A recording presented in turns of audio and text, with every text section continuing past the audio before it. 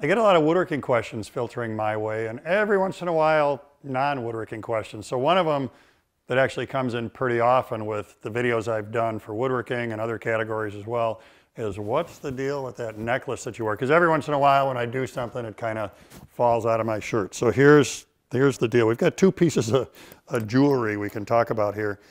Lived in Africa with Peace Corps for almost 3 years. Peace Corps looks for 27 months. I was over there teaching woodworking and then did quite a bit of traveling in Africa after Peace Corps and hitchhiked everywhere.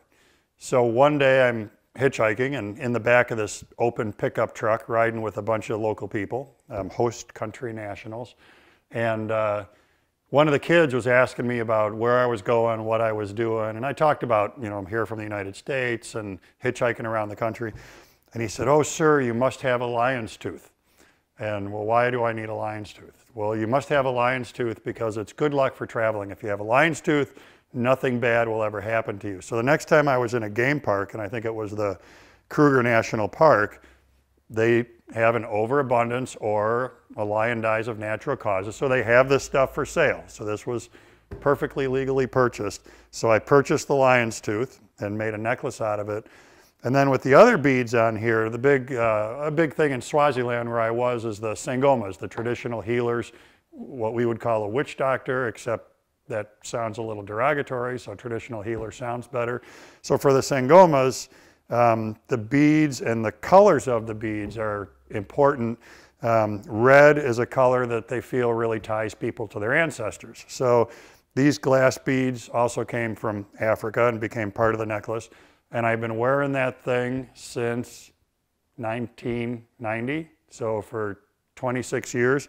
The string has been replaced a number of times, but same tooth, same 4 beads that I put on there in Swaziland, Africa a bunch of years ago, and hardly ever have it off. It only comes off if one of the video people says it's bumping the microphone, you need to take it off.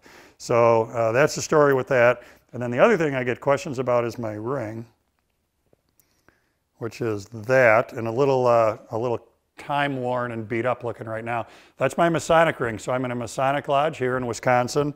Have been for, I don't know, 15 years, maybe more. I'd have to think about that for a second. So the ring has a bunch of Masonic symbols on it, and much like the necklace, it's something that, unless I'm doing work where I really shouldn't have a ring on or can't have a ring on, or, you know, a video person says take it off, and that's something else that's on me all the time. And every once in a while, a Mason in the crowd will notice it and I'll get a comment about that, which is kind of cool. So those are my 2 primary forms of jewelry.